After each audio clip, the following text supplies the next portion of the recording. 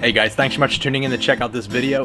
This is going to be the removal of this large nest, plus the progression and removal of this large nest.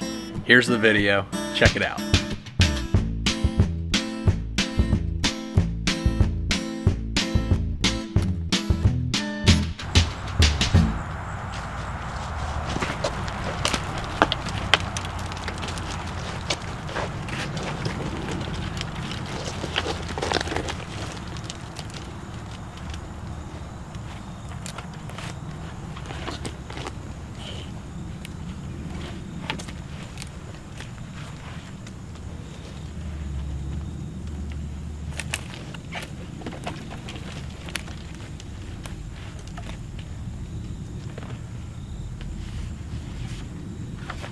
Did you get all that monkey business? Yep.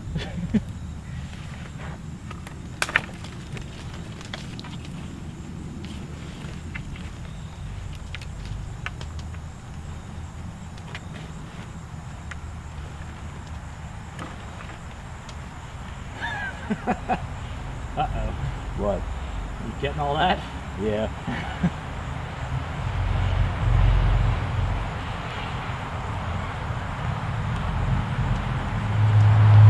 You're figuring out if the pole or following it down to me.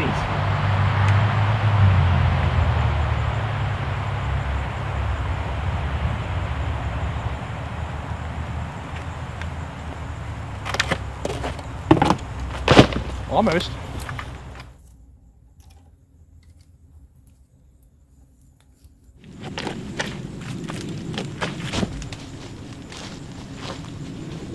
There's new queens in there.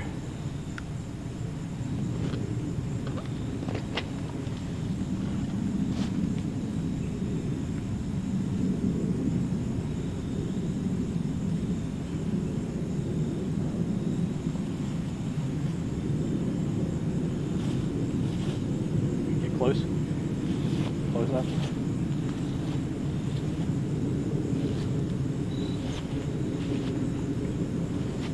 They just kind of float around, not latching on. That's a great nest. Yeah.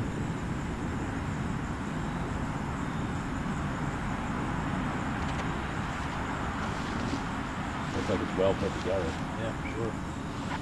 Snip some of this stuff back. I wish I would have brought my other snippers.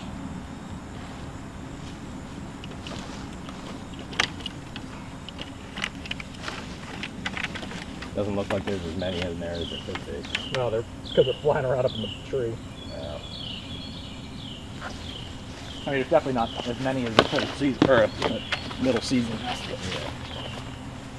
Look at them all up there. Where? When they get that? You probably can't see them.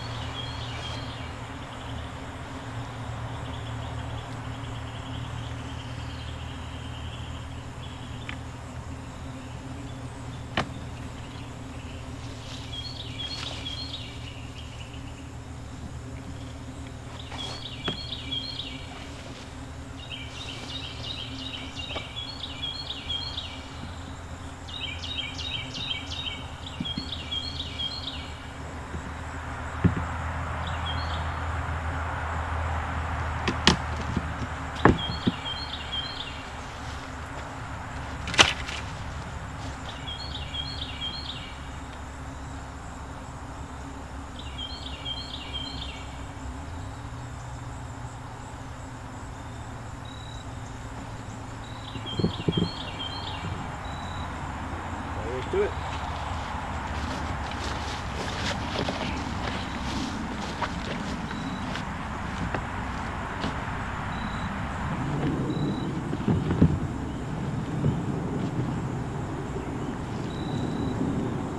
A lot of those are new queens and males, so they'll finish mating and go off and winter over somewhere. So even though I'm taking away the nest, it's end of season, there's not as much activity going on, so they'd pretty much be finishing up for the season anyway. So take the nest home and see what we can come up with as far as new queens inside the nest itself.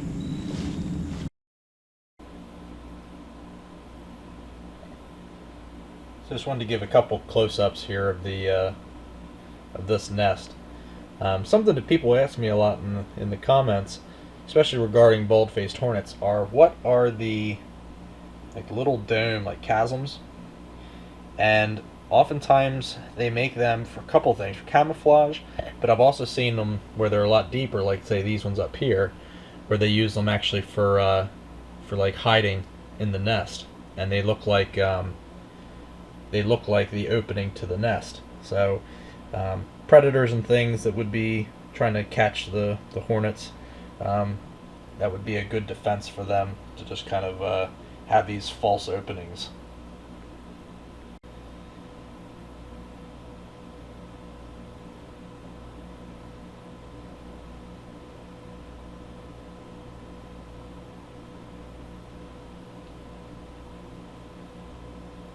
So you can see some empty cells up inside there. A couple queen cells there.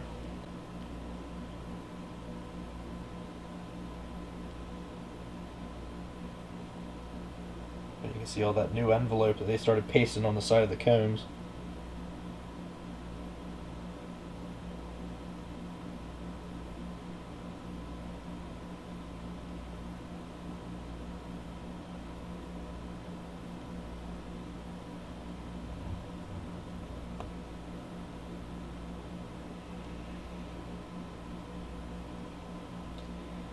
Let's check out the top of this thing.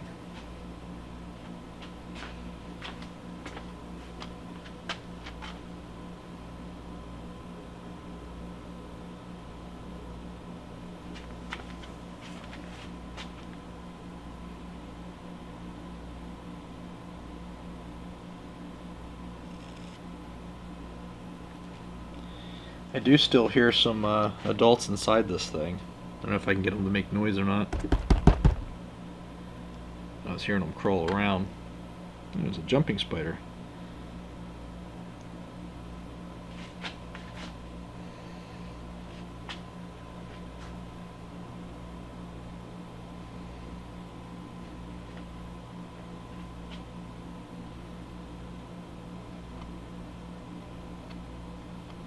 It's just a gorgeous nest. Let's see if we can get in on any of these fibers here.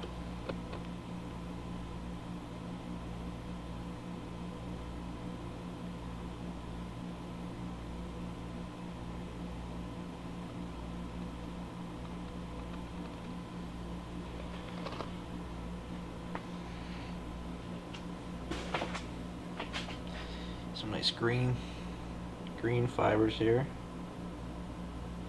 As you can see, it's not perfectly smoothed out. There's little tiny fibrous holes.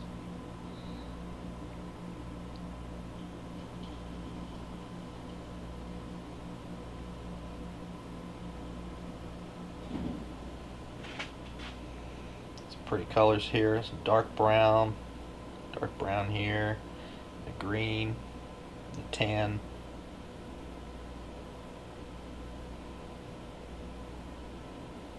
This is up close of a bald-faced hornet nest.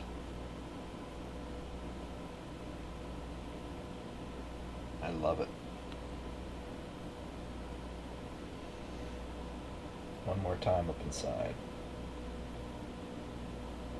There's one larva there. Interesting.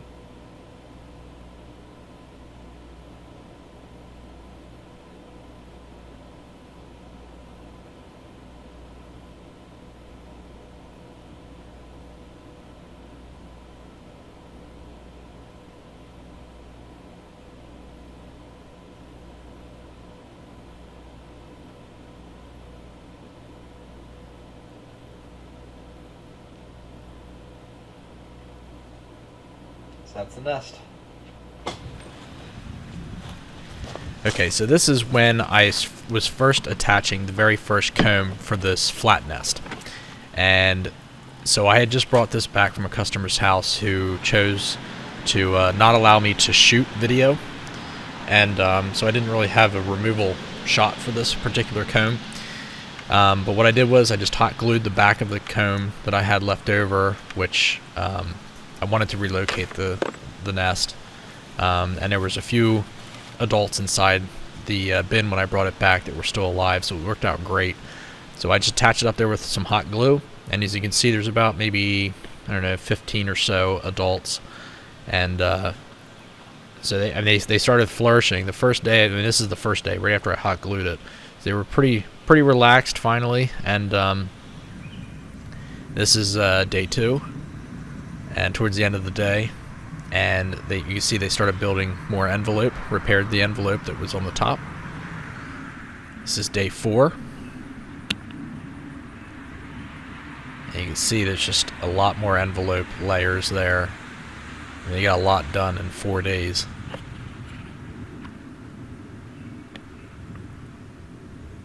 And this is still day 4.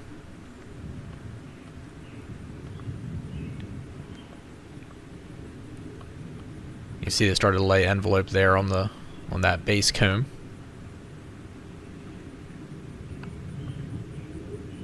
You see some fringes there of some envelope off to the right, to the bottom.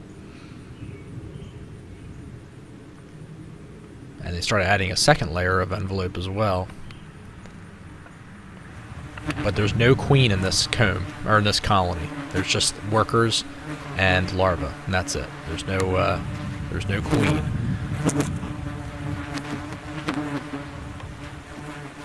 I'm swarming my camera for no reason.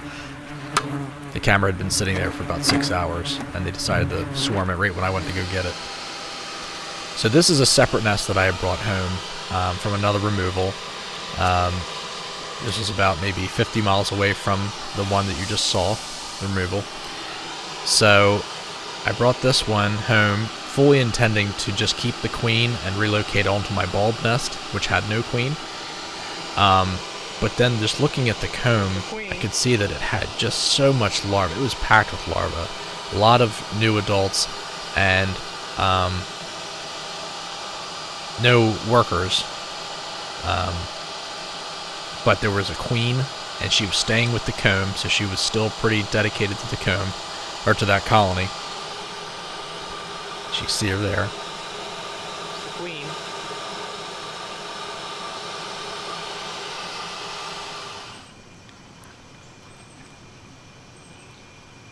There's the queen left over. I'm going to try to see if I can locate her onto one of my other nests. So while I was there holding that comb and looking at that queen, it just dawned on me, why don't I just put this down next to the other colony that I relocated that did not have a queen, and just see what they do, and see if they accept this queen and if the queen accepts them. It's wild how the queen almost gets like a yellowish tint to her. She's definitely trying to get away from looking at me. So this is a very organic moment. I was just looking at it and I just thought to myself, alright, I'm just going to go down and relocate it down next to the other nest. So I hot glued the back of it and put it back up. Well, as you remember, there were no adults on that comb. Queen's still in there. And now all the adults flew out of the left comb So colony and landed on the right adults nest. are flying to both nests. And they're even starting to put some paper up top. So this is the very same day. So I'm excited to see what happens here. This is awesome.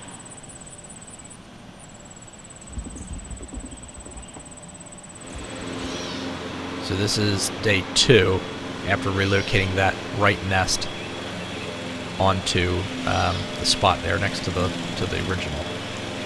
And you can see there's a lot more workers too. So there have been workers hatching out of the left nest and flying out and going and tending to both of them. So they're flying in and out from both colonies. So they all became one. And the queen stayed with this nest. So the queen pretty much stayed on the right comb. She never really went over to the other side. But she was accepted by the other colony, and she accepted the other colony herself. So just watching this was just absolutely incredible. I could not believe that they were so in tune with just picking up wherever the colony was left off. Just no regard really for failure or anything like that. This is day 6.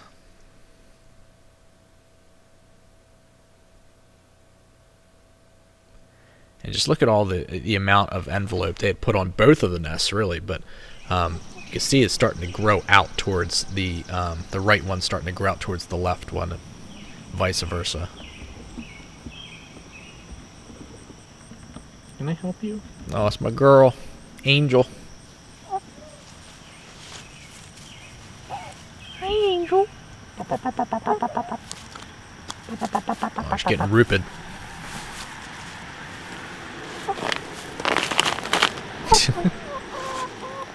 A little diva. Had to put her in there, guys. So you can see here, this is about day 8. I mean, just how fast these guys build. You can see one's down there at the entranceway, they're fanning the entrance because it's really hot.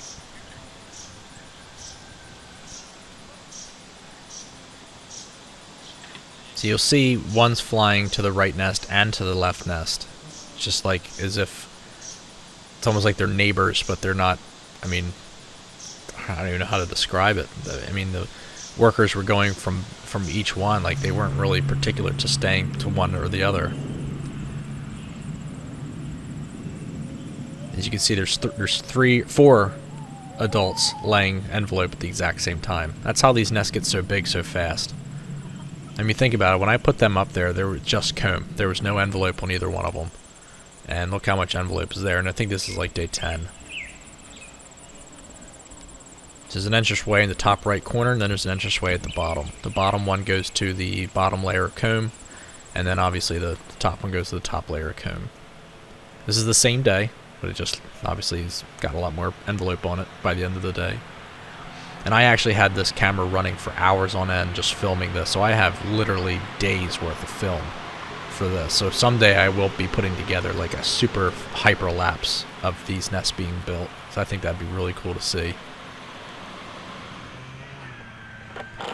And then this is end of season, which is really sad and depressing because I loved watching this thing grow, and it became really a part of my daily routine, coming down and getting really close to the colony and just checking them out and checking the progress and filming and that sort of thing. So taking it down was a little bit difficult because I really, you know, first of all, I don't like seeing the summer end, but also, you know, just don't like seeing things die. Because all the workers die. The queen dies. The only ones that survive are the female new queens. So this is just basically just going around the entire nest and just showing all of the different aspects of it. All the colors, all the layers. Every stripe that you see there is from one individual wasp coming back with a ball of cellulose and saliva and then laying it onto the nest. So every one of those lines represents one worker flying out, foraging, chewing on wood, spending about 25 to 30 minutes just chewing, and then flying all the way back to the nest, and then building the envelope into that little strip. I mean, you think about how many strips there are on that nest. That's how many times every one of those workers did that same routine. And there's about probably 5 or 6 layers of envelope for the entire nest. So the math is just mind-boggling. Part of me wants to cut this nest open so I can see what the chasms look like from one of the comb to the other. And then the other part of me is I don't want to mess with it. I want to leave it whole. I think it's just such a cool nest. Look how well, I mean, it's just super, super strong attachment to that wood, to the plywood.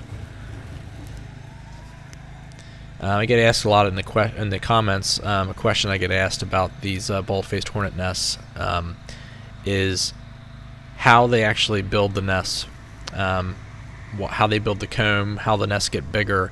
And what happens is when they lay the first bit of comb, they build the envelope on the outside of it, and then they keep building layers of envelope, like layer upon layer upon layer. So as they're building outward, at nighttime, they're chewing down the inner envelope walls and then chewing that cellulose paper up and then using it to make the comb.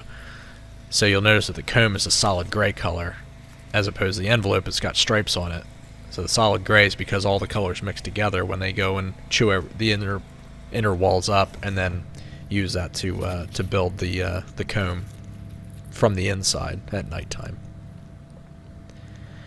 So a little bit of tweezing for you larvaholics.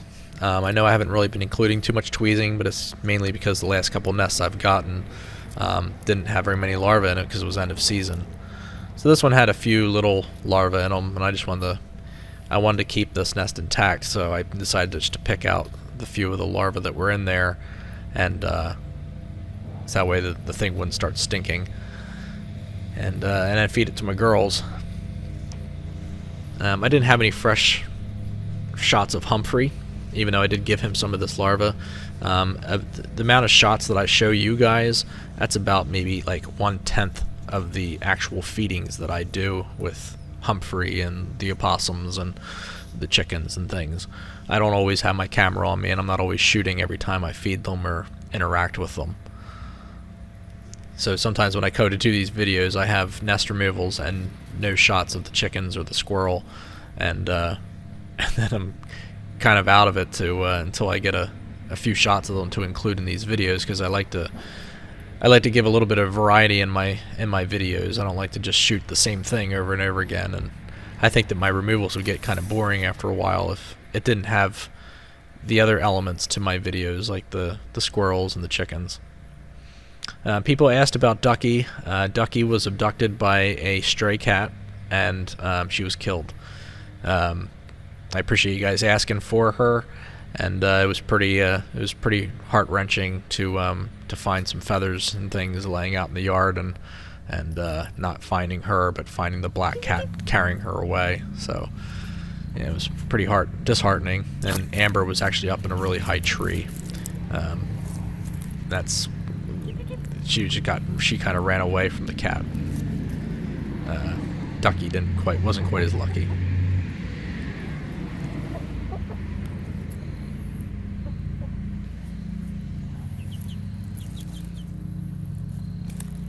And before anybody asked, Pigeon did get some of this larva too. She was actually in the bush, and she was a little bit skittish to come out, so I tossed some back to her. But you'll see Ginger, being the matriarch that she is, the big diva, she was chasing away Amber as she was trying to get her larva, so I kept having to kind of shoo her away. Little Amber, she's still too little to stand her ground, so I had to wave my hand at Ginger because she kept pushing Amber off her food right here.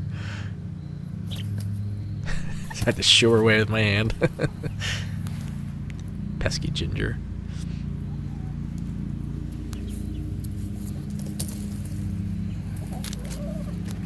That's bad Ginger. That's a bad Ginger. Alright guys, thanks so much for tuning in to check out this video. If you guys enjoyed this content, drop in the comments, let me know what you think. If you have any suggestions for future videos, if things you guys like to see or to see me cover, just let me know in the comments also. If you haven't subscribed already, please consider doing so. I try to have new content coming out several times throughout the week. My next video should be my QA video, so if you guys have been looking forward to that, I'm really excited to show that to you guys. But I'll be doing another community post just to kind of give you guys a day and time of when I'll be posting that video so you guys can check it out. Alright guys, thanks so much for tuning in to check out this video, and I'll catch you guys on the next one.